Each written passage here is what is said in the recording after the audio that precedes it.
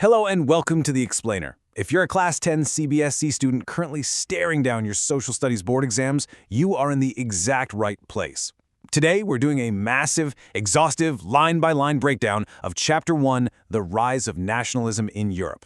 We're going to dig into how the very idea of a nation completely reshaped the European continent. And I promise you, by the end of this explainer, we won't have left a single crucial point out. You're going to be completely ready to secure those top marks. Okay, let's dive right in. To guarantee you absolutely master this historical arc, we're hitting 6 key areas today. 1. Souriau's utopian vision. 2. The French Revolution. 3. Liberal nationalism and the Zollverein. 4. Conservatism after 1815. 5. The Age of Revolutions. And finally 6. Visualizing the nation. Section 1. Souriau's utopian vision. Everything here kicks off with a pretty wild, vivid dream from a French artist named Frédéric Souriau back in 1848. He essentially envisioned a world made up entirely of what he called democratic and social republics. Now, notice the sheer amount of detail in this print. I'm telling you, this is an absolute goldmine for picture-based questions in your exams. Let's decode it together. Look right down at the earth in the foreground. You'll see the shattered, broken remains of absolutist institutions. Then look up at the people marching past the Statue of Liberty. She's holding the Torch of Enlightenment in one hand and the Charter of the Rights of Man in the other. Leading this massive procession are the United States and Switzerland, which makes sense because they were already nation-states at the time. France has just reached the statue, but right behind them, interestingly enough, are the German peoples bearing a black, red, and gold flag. And here's the kicker. When Souriau painted this, Germany wasn't even a united nation yet. That flag represented the liberal hopes of 1848. So, the absolutely crucial point here is understanding exactly what Souriau was depicting. You've got to lock down this definition for your exams: utopian. It's a vision of a society that is so ideal that it's highly unlikely to actually exist. Souriau was painting a dream, right? Not reality. And what about those shattered crowns on the ground? Well, they represent the exact opposite of that dream. They stand for absolutist institutions. Literally, this means a government or a system of rule that has absolutely no restraints on the power it exercises. Historically, it refers to a monarchical government that was incredibly centralized, heavily militarized, and super repressive. The people in the painting are literally walking away from absolutism and marching toward utopia. Moving on to Section 2, the French Revolution. While Souriau was painting his dream in 1848, the very first clear expression of nationalism actually erupted decades earlier, in 1789. This was the spark. It's where sovereignty forcefully transferred from an absolute monarch to a body of everyday French citizens. Now, if you get hit with a long answer question on how the French revolutionaries created a sense of collective identity, and you probably will, here is your ultimate answer key. First, they introduced the ideas of la patrie, the fatherland, and le citoyen, the citizen, which heavily emphasized equal rights under a constitution. Second, they tossed out the royal standard and brought in a brand new French tricolor flag. Third, the Estates General was elected by active citizens and completely renamed the National Assembly. Fourth, they set up a highly centralized administration with uniform laws for everyone. And finally, crucially, they abolished internal customs duties. As these concepts spread like wildfire, educated middle classes all across Europe began setting up Jacobin clubs. This paved the way for French armies to actually carry this new idea of nationalism abroad to places like Holland, Belgium, Switzerland, and Italy. Oh, and another key term you need to lock into your memory is plebiscite. It's a direct vote by which all the people of a region are asked to accept or reject a proposal. Basically, it's the ultimate concept of citizens taking destiny into their own hands, which was a core ideal of this entire new nationalist wave. Section 3. Liberal nationalism and the Zollverein. You see, nationalism didn't mean the exact same thing to everyone. In the early 19th century, ideas of national unity were tightly tied to the ideology of liberalism. The word liberalism actually comes from the Latin root liber, which means free. But for the new commercial middle classes, freedom meant something very specific. This set up the ultimate ideological clash of the century. On one side, you have liberal nationalism, which demanded freedom for the individual, equality before the law, government by consent, and the total end of autocracy and clerical privileges. But on the flip side, you have the new conservatism. They firmly believed that traditional institutions of state and society, think the monarchy, the church, social hierarchies, and property, had to be preserved. Now, they didn't necessarily want a full return to the pre-revolutionary days, But they did believe a modern army and an efficient bureaucracy could actually strengthen those autocratic monarchies.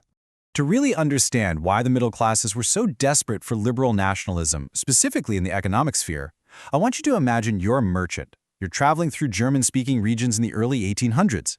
The standard measure of cloth was called the L, but here's the catch. The length of an L changed in every single city.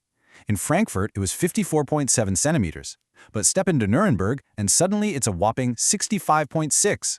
Seriously, imagine trying to run a business where your tape measure magically shrinks and grows depending on what town you happen to be standing in. These chaotic, frankly absurd conditions were massive obstacles to economic exchange. And that is exactly why a unified economic territory was so desperately needed. In 1834, a customs union, known as the Zollverein, was formed, initiated by Prussia. It was a total game-changer. It abolished tariff barriers and slashed the number of currencies from over 30 down to just 2. As Friedrich List, a professor of economics at the time, so perfectly stated, the aim of the Zollverein is to bind the Germans economically into a nation. It was literally an economic weapon used to awaken and forge national sentiment. Section 4. Conservatism after 1815. Now, as we all know, history is rarely a straight line of progress. Following the total defeat of Napoleon in 1815, the European powers staged a massive conservative counterattack. The driving spirit of this entire post-1815 era was conservatism. You've got to remember this exact definition for your boards. Conservatism is a political philosophy that stressed the importance of tradition, established institutions and customs, and heavily preferred gradual development to quick revolutionary change.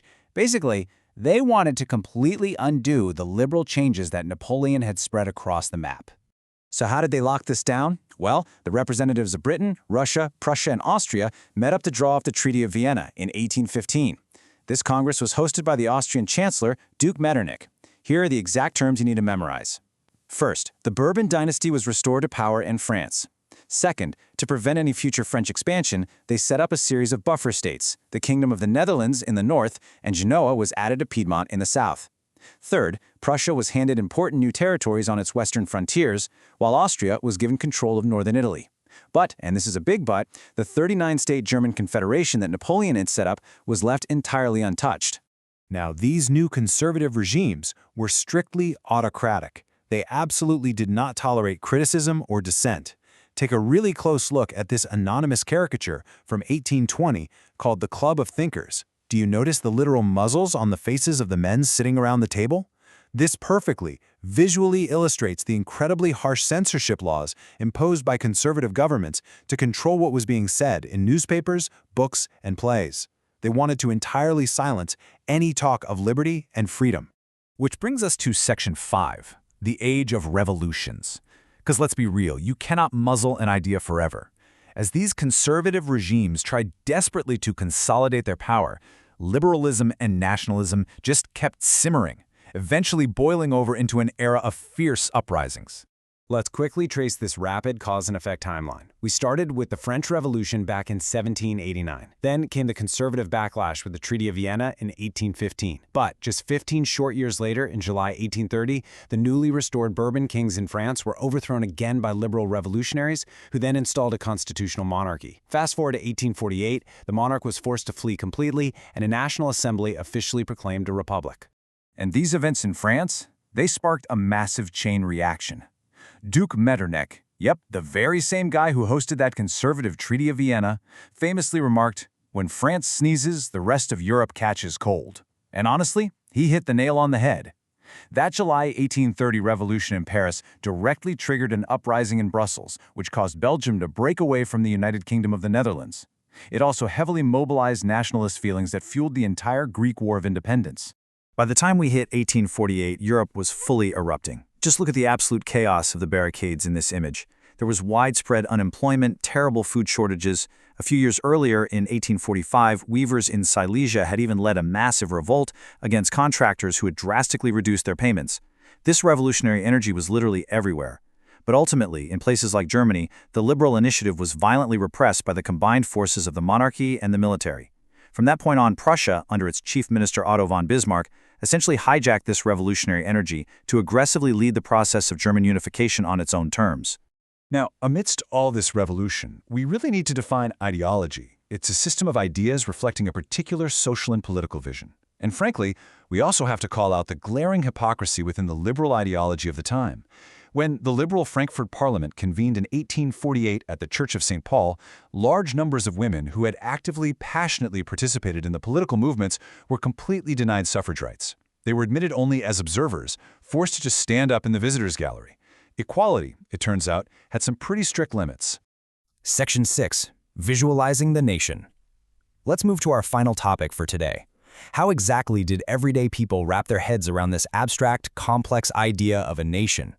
Well, artists needed a way to give the nation a concrete form, something the masses could easily understand and rally behind, and they did this through allegories. Artists used female figures to portray complex political ideals like liberty, justice, and the republic.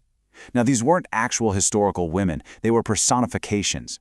They were represented through specific, easily recognizable physical symbols. For example, the attributes of liberty were the red cap or the broken chain. Justice, as you've probably seen, was generally depicted as a blindfolded woman carrying a pair of weighing scales. These powerful visuals made highly complex political ideals instantly accessible to everyday citizens right in the streets. And that brings us to the end of the chapter content, but it leaves us with a pretty chilling final thought. We started all this with Frederick Soria's beautiful, utopian dream of democratic, peaceful republics. Yet, by the time we reached the end of the 19th century, nationalism was no longer a liberal pursuit of freedom. It had aligned itself with imperialism. This intense, highly aggressive nationalism drove the European powers to aggressively colonize the world, and ultimately led Europe straight into the total disaster of World War I in 1914. It sparked anti-imperialist nationalist struggles across the entire globe, fundamentally changing the map forever. So how exactly did such a beautiful dream of unity turn into a nightmare of global conquest? Think about that as you review your notes tonight. Thank you so much for joining me on this deep dive. Study hard, use these exact points we covered today, and you are absolutely going to ace those board exams. See you next time.